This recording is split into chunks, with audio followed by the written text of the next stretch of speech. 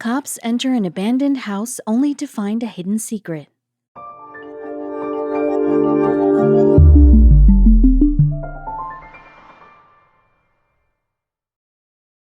But before we start, please make sure to subscribe to M&R TV and hit the bell so you never miss any upload from us.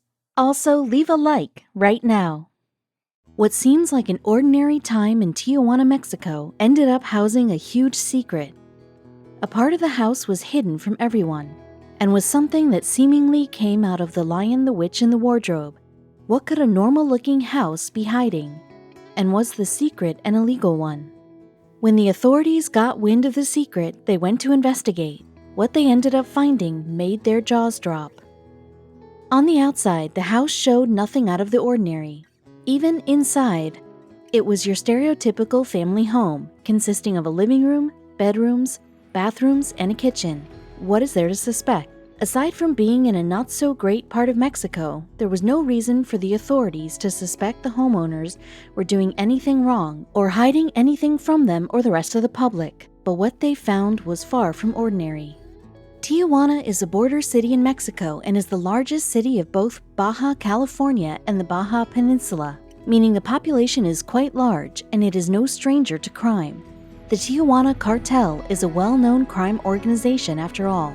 From 2007 to 2010, the city experienced an unusually high violent crime rate. Everything from gang violence to human and drug trafficking. Could the secret be part of the crime-related issues going on around the city?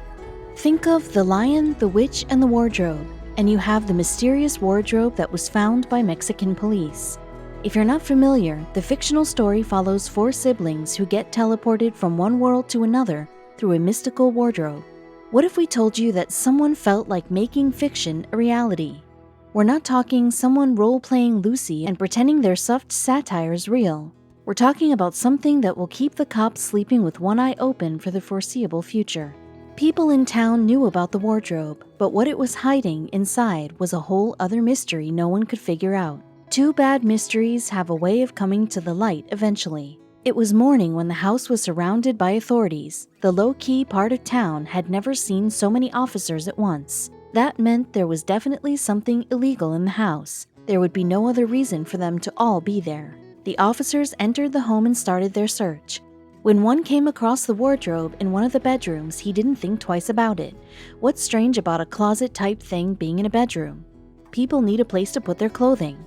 Then he opened it, and what he found was not exactly clothing. There was nothing inside the wardrobe. It was completely empty. Why have an empty wardrobe in an otherwise full house? It didn't make any sense. When it comes to secret passageways, people usually picture outdoor tunnels that are located underneath sheds or maybe even storm shelters. But inside wardrobes in a house, that's new territory. What could possibly warrant having a tunnel inside a house? Something like this is just begging to be looked into by police. A hidden passage screams secrecy. Only thing is, the cops didn't find a tunnel exactly. It was something else altogether, and you'll never guess what. When the officer opened the wardrobe, he wasn't all that surprised to see a hole in the ground. They were tipped off that there was a tunnel located somewhere in the house after all. What he wasn't prepared for was the elevator. An elevator going down into the earth? Yeah, they weren't expecting to find anything of the sort. There were even switches installed in the wall, so now the question begs, where does the elevator lead to? The makeshift elevator was large enough to accommodate 8 to 10 people at a time, so the officers huddled in, pressed some of the buttons, and down they went. You have to give the officers major props. Many people would not get into an elevator that they found inside a weird wardrobe. They had no idea what they were going to see once the elevator doors opened. But the officers were not expecting to see this. The doors opened and in front of them was a tiny opening that they would have to army crawl through. It got a little better once they got past the original claustrophobic part of the journey. The tiny entrance involved a harsh climb, but turned into a 5 feet by 3 feet tunnel that they soon realized stretched well over 500 feet long. It was large enough for a man to walk through, and so they started their journey. The exit of the tunnel ended up being a bit north in San Diego, California, and was small enough that a simple trash can could cover the hole entirely. It was located in the back of a pallet warehouse, which wasn't entirely unusual. Smugglers often buy legitimate businesses to disguise their real money-making operations. Now that they found the smuggling route, all the authorities needed to do was catch the people behind the trafficking ring with the drugs. So they waited, and they waited some more. Finally, the officers spotted a truck heading towards central San Diego. Knowing they needed probable cause to search the vehicle, they, you guessed it, waited. It wasn't until they saw the truck being loaded with boxes that they finally took action. Lucky that they did, because the truck was filled to the top with drugs. If the authorities hadn't stopped them, those drugs would have been across the border in no time. Inside the truck, the officers found an impressive assortment of illegal narcotics.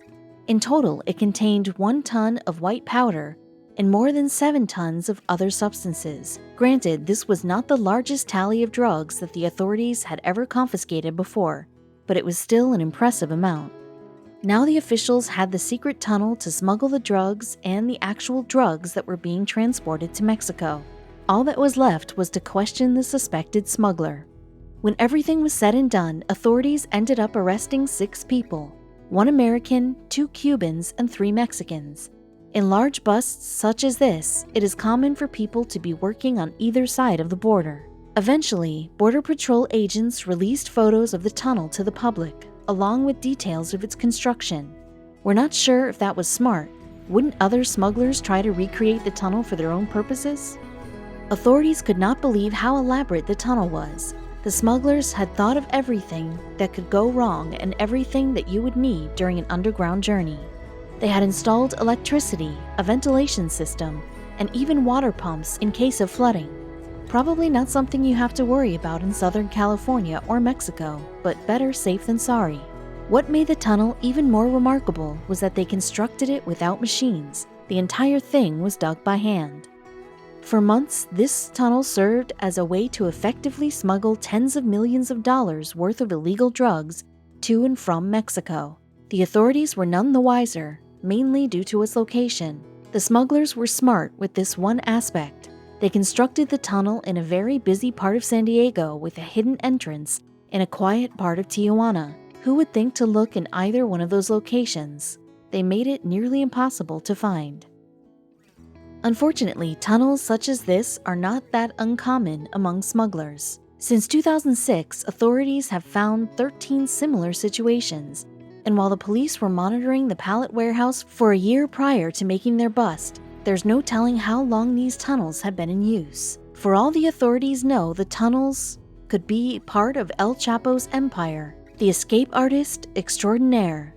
The drug lord loved his intricate tunnel systems after all. Well-constructed tunnels are all part of a smooth-running operation for Joaquin Guzman Loera, better known as El Chapo. In 2014, authorities released photographs of some of the more intricate escape tunnels that he had in his various hideouts.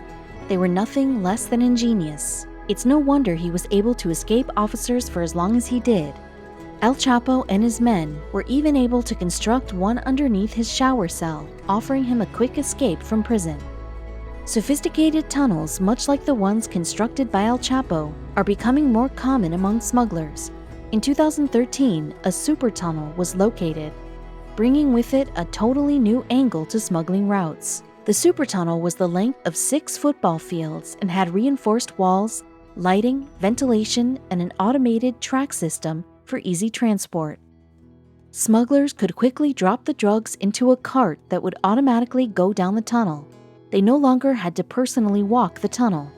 A tunnel such as the super tunnel is not easy to construct. It can cost up to hundreds of thousands, even millions of dollars. Then again, one successful run and the tunnels kind of pay for themselves. But authorities have found that these tunnels have other uses too. They can be used to provide passage for illegal immigrants, taking care of 2 problems at once. These immigrants sometimes offered to transport narcotics in exchange for passage. Since 1990, authorities have uncovered 115 tunnels connecting Mexico to the United States, with 11 being post-September 11, 2001. After the 9/11 attack, extra security measures were put in place to sway any illegal activity. The upgraded airport systems made it so drug traffickers had no other choice but to start digging tunnels. That or give up the trade altogether. Fortunately, for every tunnel that is discovered, authorities have been able to find and shut down 2 more unfinished ones.